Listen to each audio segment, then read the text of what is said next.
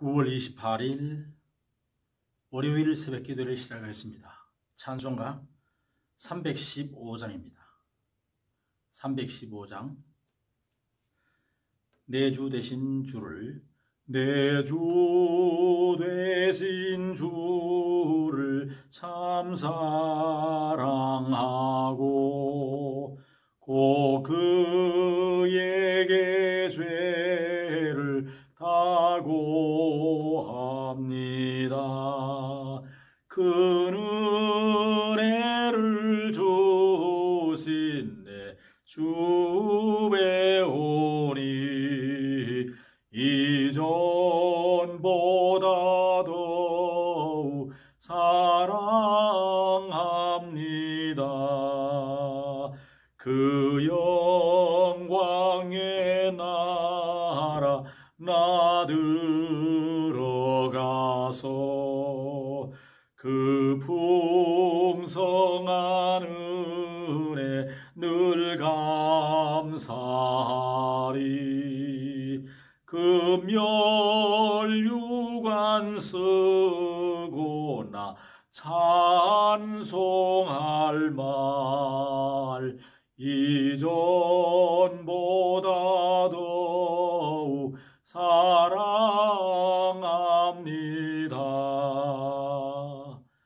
아멘. 하나님의 말씀 예레미야 21장입니다. 예레미야 21장 1절입니다. 여호와께로부터 예레미야에게 말씀이 임하니라. 시드기야 왕이 말기야의 아들 바스훌과 제사장 마아세야의 아들 스바냐를 예레미야에게 보내니라. 바벨론의 느부갓네살 왕이 우리를 치니 청컨대 너는 우리를 위하여 여호와께 간구하라. 여호와께서 혹시 그의 모든 기적으로 우리를 도와 행하시면 그가 우리를 떠나리라 하니. 6절입니다. 내가 또 사람이나 짐승이나 이 성에 있는 것을 다 치리니 그들이 큰 전염병에 죽으리라 하셨다 하라. 여호와의 말씀이니라. 그 후에 내가 유다의 왕 시드기야와 그의 신하들과 백성과 및 이 성읍에서 전염병과 칼과 기근에서 남은 자를 바벨론의 느부갓네살 왕의 손과 그들의 원수의 손과 그들의 생명을 찾는 자들의 손에 넘기리니 그가 칼날로 그들을 치되 측은히 여기지 아니하며 긍휼을 여기지 아니하며 불쌍히 여기지 아니하리라 하셨느니라. 아멘. 할렐루야. 또 하루가 밝아왔고 이번 한 주간도 주님 은혜 아래서 복되고 아름다운 한 주간이 되기를 바랍니다. 자, 느부갓네살 바벨론 왕이 주전 588년 군대를 이끌고 예루살렘을 쳐들어왔습니다. 유다가 망한 때가 주전 586년이니까 2년 전의 일입니다. 이때 유다 왕은 마지막 왕 시드기야였습니다. 시드기야는 요시야 왕의 막내 아들로서 조카 여호야긴의 뒤를 이어서 바벨론 왕이 세워준 마지막 유다의 왕입니다. 바벨론 느부갓네살 왕이 예루살렘을 포위하자 시드기야는 두 사람을 예레미야 선지자에게 보내서 기도를 부탁합니다. 바벨론 군대가 떠나게 해달라는 기도, 바벨론을 우리가 이길 수 있도록 해달라는 기도입니다. 사실 지금까지 시드기야는 예레미야의 말을 듣지 않았습니다. 그렇게 예레미야를 또 핍박했습니다. 막상 이제 나라가 위급에 처하게 되고 바벨론 군대가 예루살렘을 포위하자 측근 두 사람을 보내서 기도를 부탁하고 있는 것입니다. 시드기야 왕의 할아버지인 히스기야 왕 때 아수르가 침공을 했던 일이 있었죠. 그때 히스기야는 이사야 선지자에게 사람을 보내서 나를 위해서, 유다 백성을 위해서 기도하라고 부탁했었습니다.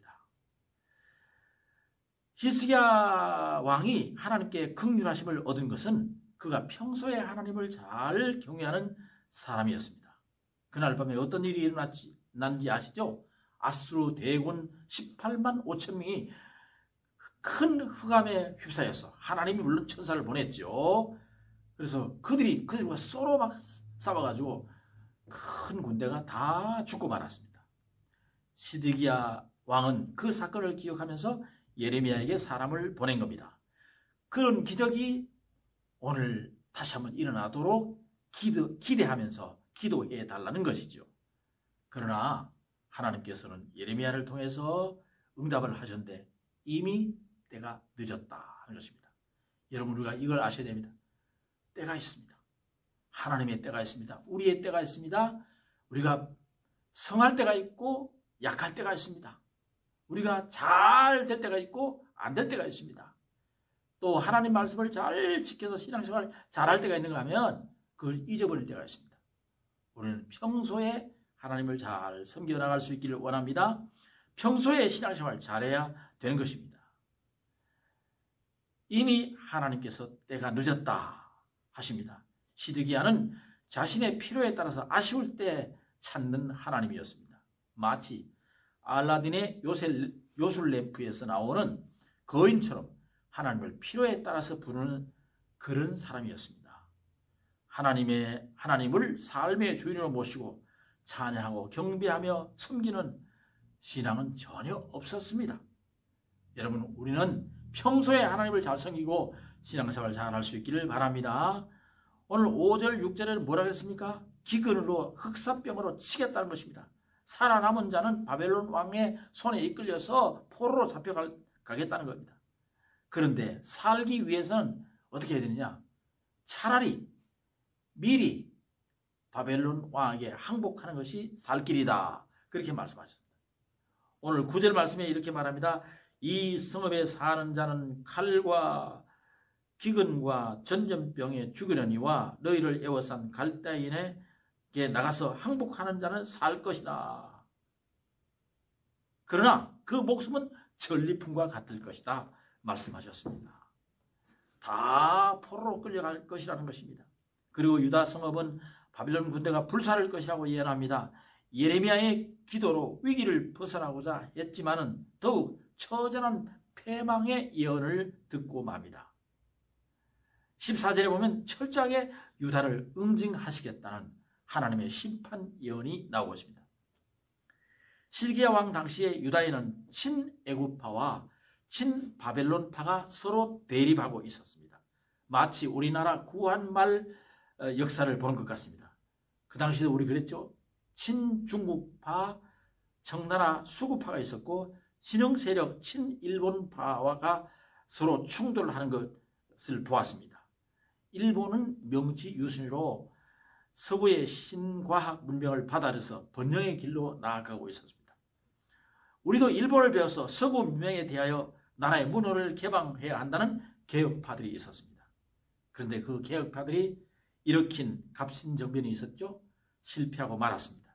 김옥균, 박영효, 홍영식 등이 했던 것입니다. 자, 하여튼 예레미야는 유다 왕들에게 애굽을 의지하지 말라, 바벨론을 섬기는 것이 하나님의 뜻이라고 예언했습니다만은 그러나 시디야는 거짓 선지자들과 친애굽 노선을 취하고 있던 대신들의 영향을 받아서 예레미야의 말을 철저히 무시하고 예레미야의 말을 듣지 않았습니다. 자신을 왕으로 세운 바벨론에 대하여 줄곧 적대적인 태도를 취하고 애굽과 동맹을 맺고 바벨론을 배반합니다. 그래서 주위에 있는 나라들 있잖아요. 에돔이나 모압이나 암몬, 두로, 시돈 등과 더불어 동맹을 맺고 바벨론 정책을 펴게 되는 것이죠. 그 결과로 어떻게 됩니까? 유다는 바벨론의 침공을 받아서 완전히 멸망하고 마는 것입니다. 여러분, 나라의 지도자는 시세를 잘 알아야 됩니다. 역사를 볼 줄 아는 눈이 있어야 됩니다. 미래를 볼 줄 아는 눈이 있고 그 판단을 잘 해야 되는 것입니다. 자기 옆에 좋은 참모들을 데리고 역사를 바라볼 줄 아는 그런 안목이 있어야 되는 것입니다. 오늘날도 마찬가지입니다. 우리는 하나님 말씀에 순종함으로 생명의 길로 나아가야 합니다. 오늘 8절 말씀에 보면 이런 말씀입니다. 여호와께서 말씀하시기를 보라, 내가 너희 앞에 생명의 길과 사망의 길을 두었노니. 너는 이 백성에게 전하라 하셨느니라. 하나님께서 우리에게요, 생명의 길과 사망의 길을 다 놓아두고 판단하고 따라가라는 것입니다. 이 말씀을 백성들에게 전하라고 했습니다. 하나님은 우리에게 구원의 길을 제시해 주셨습니다. 하나님 말씀에 순종해야 살 수 있습니다. 우리가 납득하기 어렵고 따르기 어렵다고 해서 불순종해서는 안 됩니다. 하나님을 원망하고 죽게 될 것입니다. 예를 들면 성경상에 보면, 민수기에 보면 노뱀 사건이 있죠. 이스라엘 백성이 원망하고 불평하다가 불뱀들이 나와서 이스라엘 백성을 막 물어 죽였습니다. 그때 하나님의 명령을 받은 모세가 노수로 뱀을 만들어서 저 장대에 높이 달아놓고 누구든지 나와서 이 노뱀을 쳐다보면 살 것이다.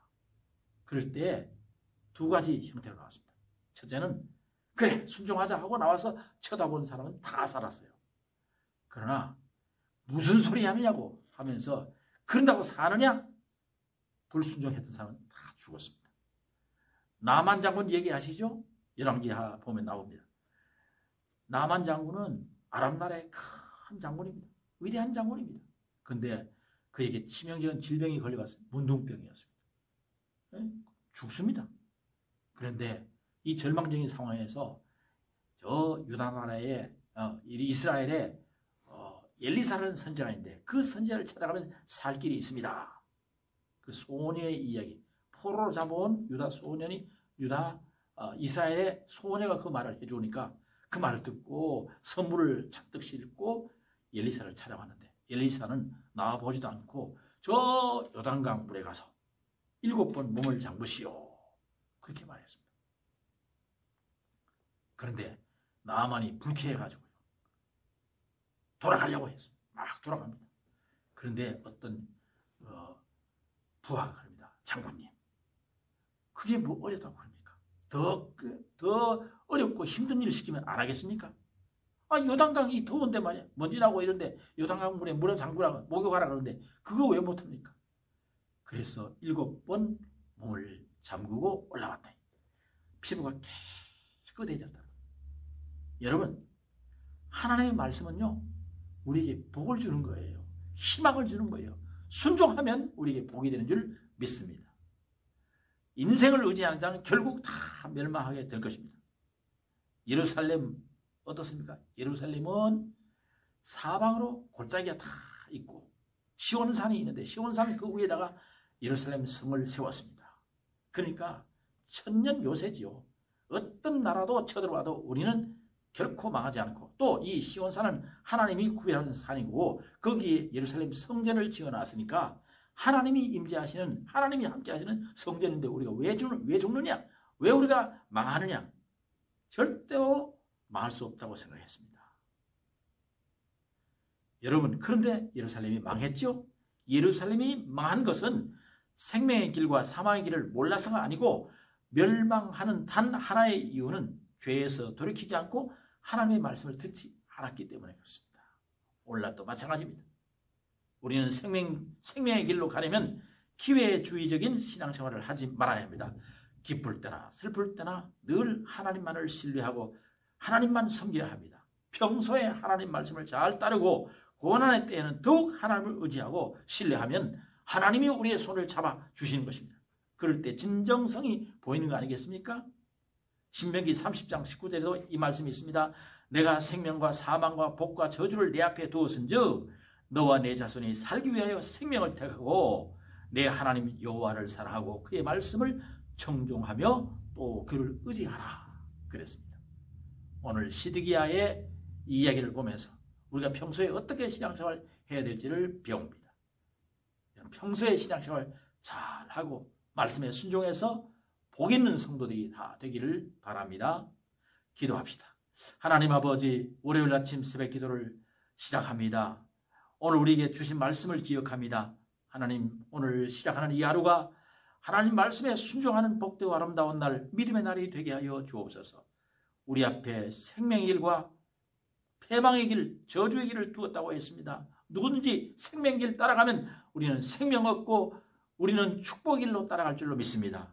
평소에 하나님 말씀을 잘 순종하고 신앙생활 열심히 하고 하나님을 의지하는 믿음의 사람들이 다 되게 하여 주시옵소서. 이번 한 주간도 주 안에서 승리하고 믿음의 승리가 있는 이 한 주간이 되게 하여 주시옵소서. 예수님 이름으로 기도하옵나이다.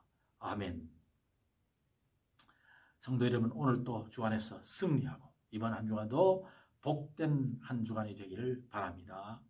아멘. 감사합니다.